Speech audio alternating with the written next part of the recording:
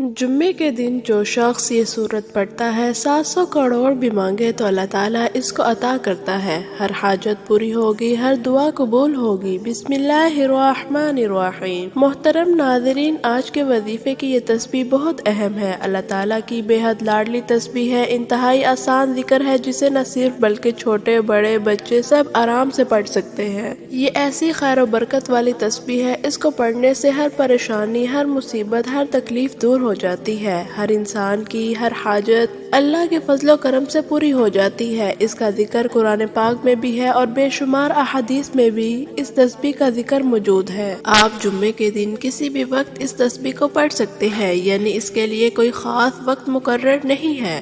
یہ اللہ کی لاڈلی تسبیح ہے، اس کو پڑھنے والا اللہ کا لاڈلا بن جاتا ہے۔ تو جو انسان جتنی زیادہ اپنے گناہوں کی توبہ طلب کرتا ہے، اللہ تعالیٰ سے بخشش طلب کرتا ہے، تو اللہ تبارک و تعالیٰ بے حد خوش ہوتے ہیں۔ اللہ تعالیٰ ایسے شخص کے لیے اپنی رحمت کے دروازے کھول دیتے ہیں، پھر اس کو اتنا رزق عطا فرماتے ہیں جو اس کے وہم و گمان میں بھی نہیں ہوتا۔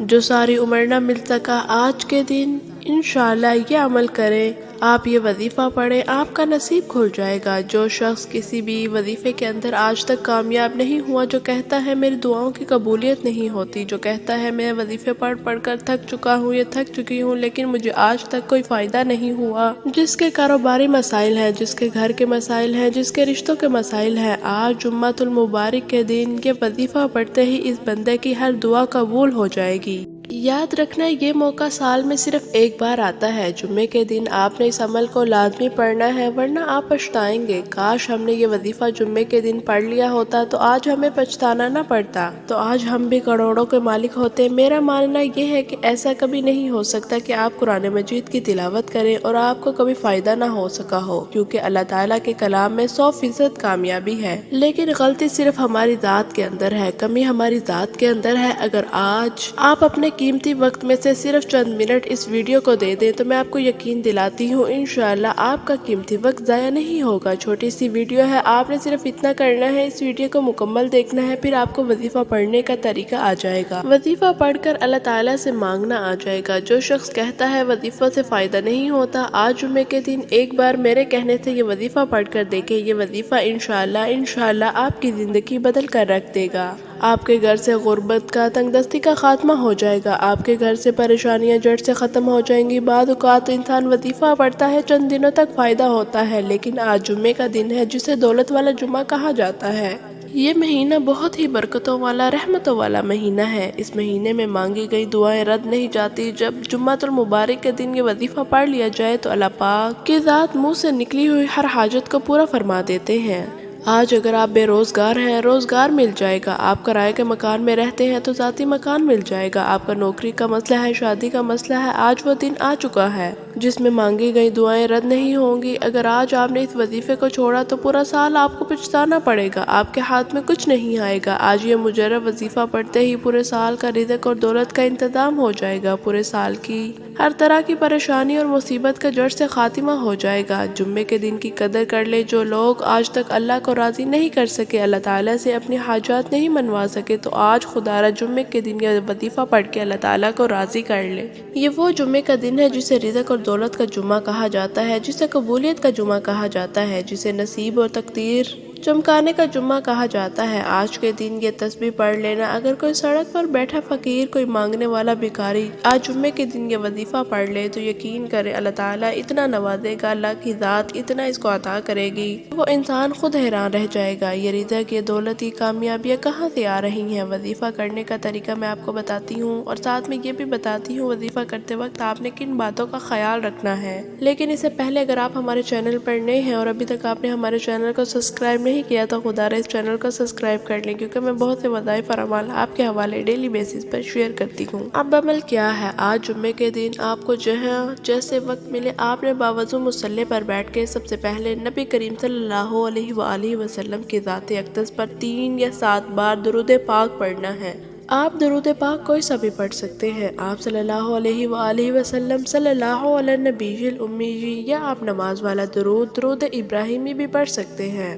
ایک بار درود ابراہیمی میرے ساتھ پڑھیں تاکہ آپ کو بھی ثواب حاصل ہو اللهم صل على محمد وعلى آل محمد كما صليت على إبراهيم وعلى آل إبراهيم إنك حميد مجيد. اللهم بارك على محمد وعلى آل محمد كما باركت على إبراهيم وعلى آل إبراهيم إنك حميد مجيد. درود پاک پڑھنے کے فوراً بعد آپ نے اپنی آنکھوں کو بند کرنا ہے۔ سب سے پہلے اپنے جائز مقصد، جائز حاجات کی نیت کرنی ہے۔ مثال کے طور پر آپ کو کوئی بڑی رقم چاہیے، آپ 10 لاکھ چاہتے ہیں، 20 لاکھ چاہتے ہیں، آپ چاہتے ہیں فوری طور پر آپ کے لیے رقم کا بندوبست ہو جائے، تو اس کی نیت کر لیں کہ مجھے اتنی رقم مل جائے گی۔ آپ اپنے بچوں کی کہیں اچھی جگہ شادی کرنا چاہتے ہیں، اس کی نیت کر لیں، بچوں کا اچھی جگہ رشتہ ہو جائے۔ آپ کرائے کے مکان میں رہتے ہیں، اپنے ذاتی مکان خریدنا چاہتے ہیں، اس کی نیت کر لیں۔ من پسند شادی، من پسند نوکری کے لیے پڑھ لیں۔ میاں بیوی میں محبت کی کمی ہے، تڑپنے والی محبت چاہیے، اس کی نیت کر لیں۔ الغرض آپ کا جو بھی مقصد ہے، جو بھی حاجت ہے، آپ کی جو بھی خواہش ہے، اس کی نیت کر لیں۔ نیت کرنے کے بعد آپ نے ایک بار اعوذ باللہ من الشیطان الرجیم بسم اللہ الرحمن الرحیم پڑھ کر وظیفے کا آغاز کرنا ہے۔ سب سے پہلے نمبر پر آپ نے جو وظیفہ پڑھنا ہے وہ وظیفہ استغفر اللہ ربی من کل ذنب واتوب الیہ کا پڑھنا ہے۔ جو شخص کہتا ہے مجھے اللہ سے مانگنا نہیں آتا، مجھے اللہ کو راضی نہیں کرنا آتا، مجھے اللہ سے اپنی بات منوانے کا طریقہ نہیں آتا، طریقہ آج میں آپ کو بتاؤں گی، اور مانگنا آپ نے رب سے ہے۔ آج میں آپ کو وہ کلمات بتا رہی ہوں جن سے پڑھنے سے اللہ اور اللہ کا حبیب راضی ہو جائے گا، جسے پڑھتے ہی کبیرہ صغیرہ گناہوں کی بخشش ہو جاتی ہے، جسے پڑھتے ہی عرش الہی سے فرشتے رزق لے کر زمین پر آ جاتے ہیں، آپ کے راستے کی ہر رکاوٹ، ہر پریشانی دور ہو جاتی ہے۔ بعض اوقات جب انسان کی دعائیں قبول نہیں ہوتی، یہ پریشانیاں، آزمائشیں، مشکلات بڑھتی جا رہی ہوں، تو سمجھ لیں آپ کا رب آپ سے ناراض ہے۔ جب اللہ تعالیٰ ناراض ہو جائے تو پھر آپ کی دعائیں قبول نہیں ہوتی۔ آپ نے استغفر اللہ ربی من کل ذنب واتوب الیہ کو کیسے پڑھنا ہے؟ توجہ کریں۔ استغفر اللہ ربی من کل ذنب واتوب الیہ ایک بار ہو گیا، استغفر اللہ ربی من کل ذنب واتوب الیہ 2 بار ہو گیا۔ اس طرح آپ ان کلمات کو اپنے دائیں ہاتھ کی انگلیوں پر پڑھ لیں، تسبیح کے دانوں پر پڑھ لیں۔ آپ نے صرف اور صرف 11 بار پڑھنا ہے۔ جب آپ 11 بار استغفر اللہ ربی من کل ذنب واتوب الیہ پڑھتے ہی اللہ تعالیٰ آپ کے تمام صغیرہ کبیرہ گناہوں کو معاف فرما دے گا، لیکن شرط یہ ہے آپ نے ندامت کے ساتھ، شرمندگی کے ساتھ اپنے صغیرہ کبیرہ گناہوں کی معافی مانگنی ہے۔ جب آپ اپنے گناہوں کی سچی توبہ کر لیں، آپ کو یقین ہو جائے اب اللہ تعالیٰ آپ سے راضی ہو گیا ہے، اب اللہ تعالیٰ سے انعامات لینے کا وقت ہے، اللہ کریم سے خزانے لوٹنے کا وقت ہے۔ آج تو دولت والا جمعہ ہے، آج خزانہ لوٹنے کی ایسی قبولیت کی گھڑیاں ہیں، ایک ایک لمحہ، ایک ایک گھڑی قبولیت کی گھڑی ہے۔ 11 بار استغفر اللہ ربی من کل ذنب واتوب الیہ پڑھتے ساتھ ہی آج کا دوسرا وظیفہ آپ نے پڑھنا ہے۔ آج کا دوسرا وظیفہ ایک قرآنی سورت کا خاص وظیفہ ہے، جسے پڑھتے ہی تقدیر بدل جاتی ہے، جسے صرف ایک بار پڑھنے سے قرآن مجید کے 10 پاروں کا ثواب ملتا ہے، 3 بار پڑھنے سے ایک مکمل قرآن کا ثواب ملتا ہے۔ جو شخص پریشان ہے، بے بس ہے، لاچار ہے، حالات نے مجبور کر دیا ہے، مایوسی چھائی ہوئی ہے، کام ٹھپ ہو چکا ہے، دکانوں کا کاروبار بند ہو چکا ہے، گھر میں ہر وقت لڑائی جھگڑے رہتے ہیں، لوگوں کے سامنے ہاتھ پھیلانا مشکل ہے، اللہ سے خزانے مانگنا آسان ہے، لوگوں کے سامنے منت سماجت کرنا مشکل ہے، اللہ کے سامنے رونا گڑ گڑانا آسان ہے۔ آج آپ نے دوسرے نمبر پر سورہ اخلاص پڑھنی ہے۔ اس سورت میں اللہ تعالیٰ کی وحدانیت کا ذکر ہے۔ اللہ ایک ہے، اللہ بے نیاز ہے، وہ کسی کا نہ وہ کسی کا باپ ہے، نہ وہ کسی کا بیٹا، نہ اس کا کوئی ہمسر ہے۔ سورہ اخلاص کی تلاوت سن لیں۔ اعوذ باللہ من الشیطان الرجیم بسم اللہ الرحمن الرحیم قل هو اللہ احد اللہ الصمد لم یلد ولم یولد ولم یکن لہ کفوا احد۔ آپ نے سورہ اخلاص کو صرف 3 بار پڑھنا ہے۔ جب آپ 3 بار سورہ اخلاص کو پڑھ لیا، اب آپ کی نیکیوں کا پلڑا بھاری ہو جائے گا، آپ کے گناہ مٹ جائیں گے، پھر آپ اللہ تعالیٰ سے جو بھی مانگیں گے آپ کو مل کر رہے گا۔